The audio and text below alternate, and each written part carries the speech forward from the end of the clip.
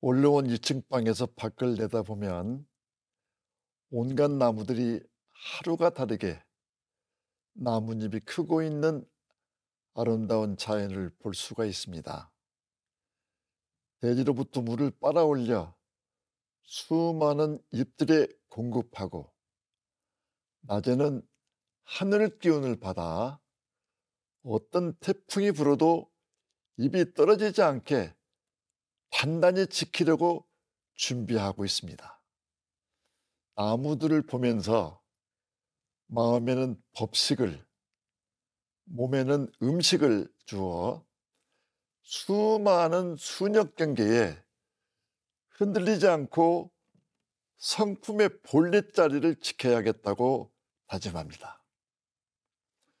오늘의 제 설교는 대종사님께서 말씀하신 금강산 주인이 어디에 있는가를 한번 생각해 보고자 말씀을 드리겠습니다. 전망품 6장에 보면 대종사 금강산을 유람하고 돌아오시어 금강산은 천하의 명산이라 멀지 않은 장래에 세계의 공원으로 지정되어 각국이 서로 찬란하게 장식할 날이 있을 것이며 그런 뒤에는 세계 사람들의 서로 다투어 산의 주인을 찾을 것이니 미리 준비하라고 하셨습니다. 대종사님 말씀대로 금강산 주인을 찾을 때 과연 참다운 주인이 몇이나 있을까요? 우리나라와 같이 분단국의 아픔을 딛고서 동서독 통일의 한을 풀고 새로운 국가를 이룩한 독일에서 배울 점을 예로 들어보겠습니다. 독일에서 이제 그 난민을 받는데 다른 유럽 국가에서는 난민 하면은 기피하는 그런 현상이 없지 않아 있었습니다. 특히 미국의 트럼프 대통령 시절에 유럽의 범죄, 유럽의 어려운 성범죄, 이 모두는 난민들이 20% 이상을 차지하고 있다는 것을 미국에서 발표한 적이 있었습니다. 그래서 그것을 독일 정부가 듣고 그때 당시 독일의 수상이었던 메르켈 여자 총리가 절대 그것은 당신의 거짓말이다. 우리나라가 난민을 수용한 이후에 그런 사건은 그렇게 높은 물론 문제는 조금씩 있을 수 있으나 그런 프로테이지는 한 번도 잡히질 않았다. 당신은 그것을 수정해야 한다고는 반발을 얘기한 적도 있었습니다.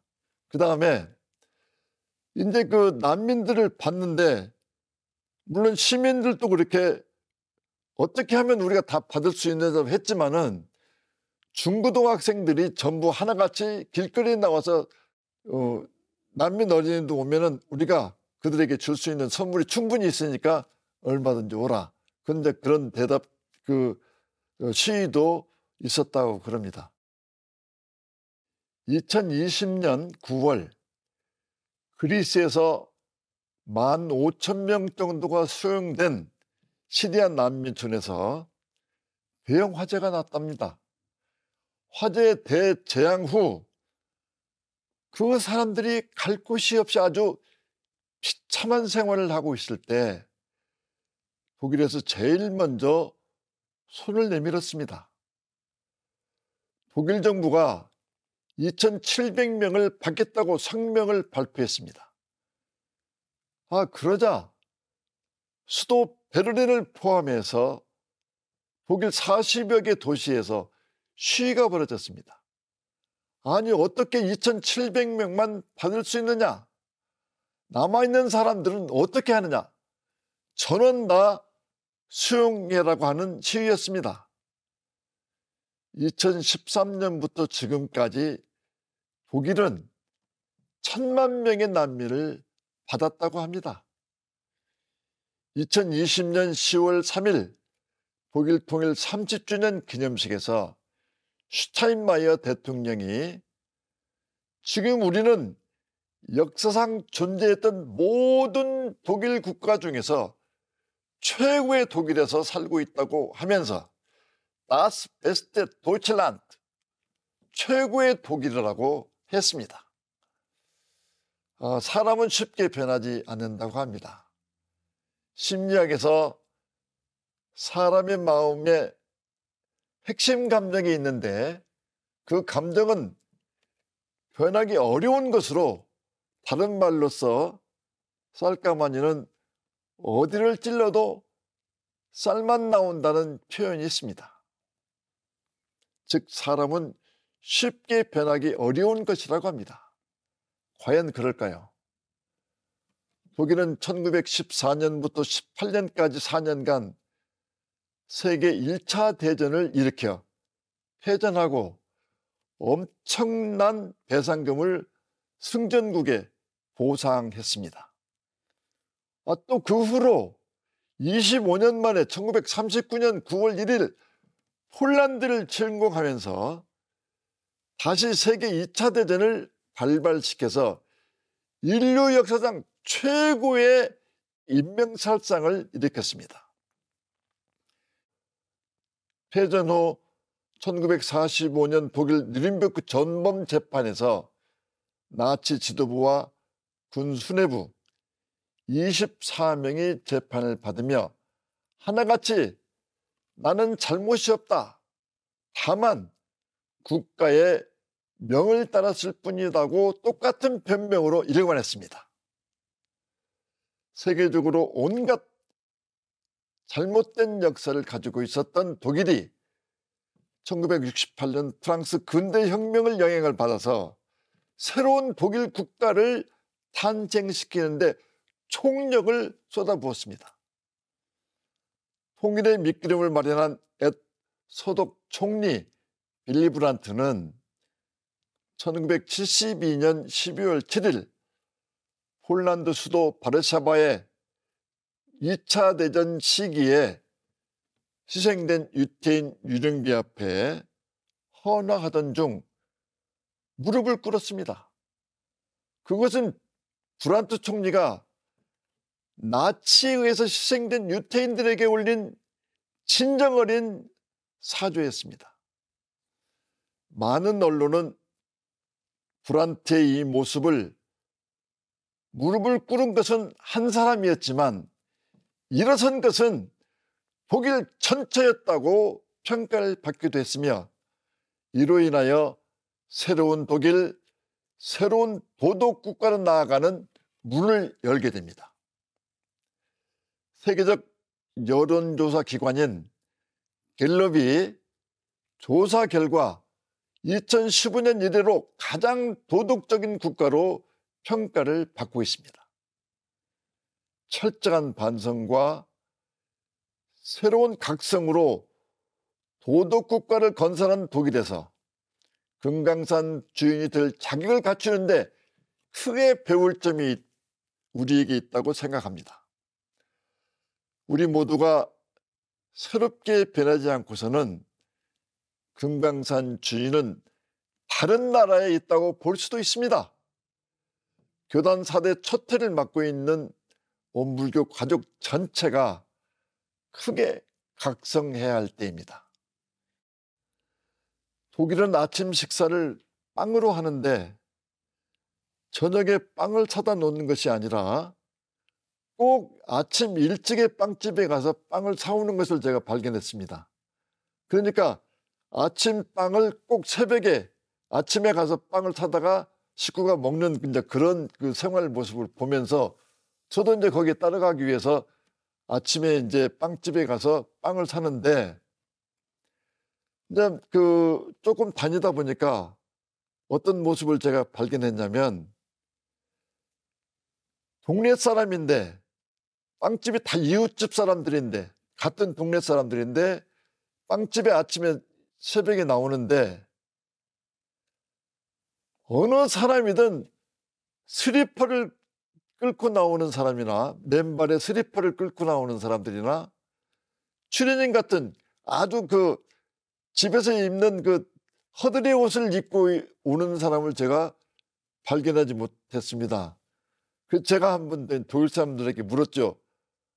이 동네에서 같은 아침마다 오는데 아침마다 오는 빵집에 이렇게 약간 그 갇혀 입고 나오는, 그냥 나오면 안 되냐, 갇혀 입고 꼭 나와야 되느냐 물으니까 항상 내 몸이지만 다른 사람이 나를 볼 때 어떻게 보냐고 하는 그런 모습 때문에, 그런 관점 때문에 집 밖을 나설 때는 항상 약간은 이렇게 갇혀 입고 나온다고 하는 것을 그때 배웠습니다. 말하자면 추리닝을 입고 온다든가 슬리퍼를 끌고 온다든가 하는 사람들 제가 한 번도 본 일이 없는 것 같아요. 그래서 그런 각자가 그런 모습이 모아져서 도덕 국가를 만드는데 서로 이익을 담당하지 않았는가, 그렇게 생각이 들고, 또 이사를 가면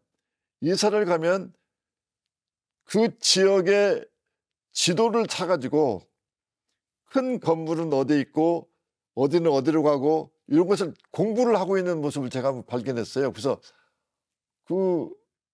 왜 그렇게 지도를 놓고 공부를 하냐고 제가 한번 물어봤더니, 거기에 이사 갔는데 누가 우리 동네에 와서 어디가 무엇을 있냐고 물을 때 모른다고 하면 내가 이 동네에 살 수 있는 자격이 없다. 그러니까 내가 이 동네에 꼭 왔을 때는 주변에 무엇이 어디에 있는가, 관공서는 어디에 있는가를 공부하는 것이 기본적인 예가 아닌가, 그렇게 대답하는 걸 듣고 다르긴 뭔가 좀 다르다는 걸 느끼고 있었고, 그리고 이제 어떤 교수님 댁에, 독일 교수님 댁에 가니까 올 여름에 한국에 여행을 간다는 거예요. 그래서 한국에 여행 가느냐 그러면 그 한국에서 오는 독일 유럽 여행 오시는, 독일이나 유럽 여행 오시는 분들 보면 독일에 와서 공부를 하든지 독일에 와서 배우는 것 같은 느낌을 제가 많이 받았습니다. 그런데 이 사람들은 가기 전부터 경제에 대한 자료를 다 모아놓고 공부를 하더라고요. 아하, 뭔가 이게 어디를 갈 때 꼭 준비해 가지고 가는 그런 습성들이 있구나 하는 것도 배워서, 그런 것들이 모아져서 국가와 시민과 학생과 젊은이 모두가 하나같이 도덕 국가를 마련하는데 이걸 서로 담당했지 않을까, 그런 느낌도 독일에 살면서 받을 수가 있었습니다. 제가 독일에 처음 도착해서 제일 먼저 선행해야 될 것이 가족 의료보험 등록이었습니다. 의료보험을 등록하고 서류를 작성하는데 월급을 얼마씩 받느냐 하는 칸이 있어요. 그런데 월급을, 교역자의 그 해외 교무의 월급이라고 하는 것이 뭐 없다시피 할 정도 한 그때라, 유학생 정도가 받는 한 달 생활비 정도를 써서 내야 되겠다. 높이 써내면 의료보험이 높기 때문에 감당할 수가 없으니까 가장 낮은 것으로 써내자고 그렇게 써서 냈습니다. 의료보험공단에 가서 서류를 냈더니 독일 담당자 여직원이 저한테 직업이 뭐냐고 물어요. 그래서 원불교 성직자라고 얘기를 했더니 서류를 보다가 딱 덮으면서 하는 말이, 우리가 성직자 말을 못 믿으면 누구의 말을 믿느냐, 그냥 가시라. 그렇게 서류를 덮고 나서 16년간 한 번도 의료보험을 올리지 않고 적용시켜줬습니다. 독일은 그 정도로 성직자의 그 유산과 인격을 굉장히 존경받고 있다고 하는 것을 느낄 수가 있었습니다. 또 한 가지는 교당에 다니는 여자 간호사 교도님이 남편이 독일 사람이었습니다. 근데 어느 날 전화가 왔는데 자기 시어머니가 열반을 내서 교무님 오셔서 열반식을 해야 되겠다는 거예요. 그러니까 남편의 어머니니까 독일 사람이죠. 그러나 이제 제가 여러 가지 불전 도구를 챙겨서 현장에 도착해서 이제 열반식을 하는 거예요.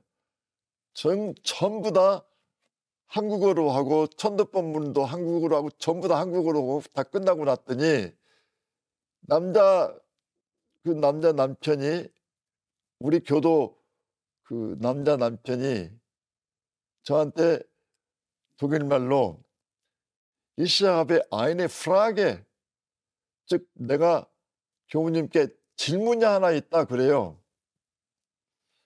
그게 무슨 질문이냐고 물었더니 우리 어머니는 독일 사람인데 어떻게 한국말을 알아듣느냐 이거예요. 그래서 제가 머리에 스치는 생각에 그 열반한 사람은 언어가 필요가 없다. 그 정성이 문제지 언어가 필요 없는 것이라고 얘기를 해줬는데 그렇게 썩 이해하는 표정은 아니었습니다. 그래서 우리의 그 외국 의식도 전부 다 독일어로 이게 바꿔야 될 때가 오지 않았는가 하는 생각도 한번 가지기도 했습니다. 다음으로 프랑크푸르트 교당이 10년이 돼서 10년간 했던 모든 것들을 정리도 하고 기념식을 하기 위해서 프랑크푸르트 교당 10년 기념식을 했습니다. 그 일환으로 한국에 있는 원불교 교역자 4분의 한의사들이 오셔서 의료 봉사를 무료로 일주일 동안 시행을 한 적이 있습니다. 이제 신문 광고도 내고 그렇게 해서 시작을 했는데 얼마나 많은 그 환자들이 오시는지 교당이 잔디밭이 있는데 잔디밭이 다 죽을 정도로 그 정도로 많은 사람들이 와서 치료를 받았는데 일주일 동안 전 유럽에서 오신 교민 모두가 1000명이 넘었습니다. 그래가지고 그 의료 봉사를 한 뒤에 프랑크푸르트 시내 어떤 음식점에서든지 한국 사람들이 만난 그런 그 장소는 원불교 그 무료 그 의료 봉사가 화제가 됐었고 더구나 이제 그 영사관에서는 외교관들이 원불교가 그렇게도 헌신적이고 원불교가 그렇게 시에 맞는 봉사를 어떻게 했느냐 하고 총영사님 비롯해서 그 외교관들이 대단히 그 감명을 받았던 그런 일도 있었습니다. 인도 불교가 중국을 거쳐 한국에 전래되었으나 한국 불교가 어려울 때는 중국에서 새로운 힘을 얻고 중국 불교는 인도에서 새로운 교법을 배워온 역사를 우리는 알고 있습니다. 지금 한국 원불교 100년의 역사에 미국 충북을 비롯하여 전 세계 6대주 남아프리카 요하네스부르크에서부터 미국 워싱턴까지 120여 개 교단과 기관이 설치되어 세계상 원불교 뿌리를 내리고자 불철주야 애쓰고 계십니다. 총부 일일법회에 거의 매달 각국의 외국인 교도님들이 총부 일일법회에 거의 매달 각국의 외국인 교도님들이 오시고 계십니다.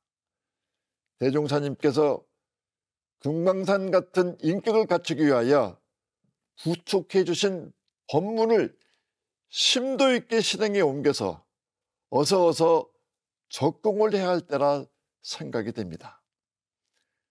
금강산같이 순실하여 수연한 본래 면목을 잊지 말며 금강산같이 정중하여 각자의 본분사에 전이라며 금강산같이 견고하여 신성과 의지를 변하지 말라 하셨습니다. 얼마 전 서울교당 창립 100주년 기념식에서 원기 46년 입교 후 63년간을 교당을 다니면서 부부 같이 40년 이상 법회 출석을 개근한 법산 이법선 교도님을 보았습니다. 금강산같이 견고한 신성과 의지를 변하지 않은 표본이 아닐까요? 지금도 전국 각 교당에서 수년한 본래 면목을 잃지 않고 교당을 지키시는 금강산 같은 참 주인들이 계셔 우리 교단이 우뚝 서 있습니다. 저도 정년퇴임 후 일반 교도가 되어서 교도 사중 의무를 지키려고 노력하고 있습니다. 퇴임 후 지금까지 한 달도 빠지지 않고 불전헌공을 올리며 교도님들의 마음을 헤아리고 있습니다. 제가 정년퇴임하고 일반 교도의 입장에서 불전헌공을 준비하는데 교도님들도 이러한 정성을 올리고 계시는구나 하는 것을 느낀 때가 있습니다. 그 달의 첫 법회에 꼭 불전헌공을 올리는데 그 헌공을 올리는 그 헌공 봉투가 다시 이제 저희 앞에 돌아옵니다. 그러면 그 봉투가 비어있는 다음 달에 한 달이 남아있는데도 불구하고 그 봉투가 비어있는 것 같아서 제가 어서 빨리 다음 달 헌공금을 그 봉투에, 헌공금 봉투에 넣어놓고 절대적으로 손을 대지 않고 또 다음 달 첫 법회를 기다리면서 꼭 법신불전에 헌금을 올리고 있습니다.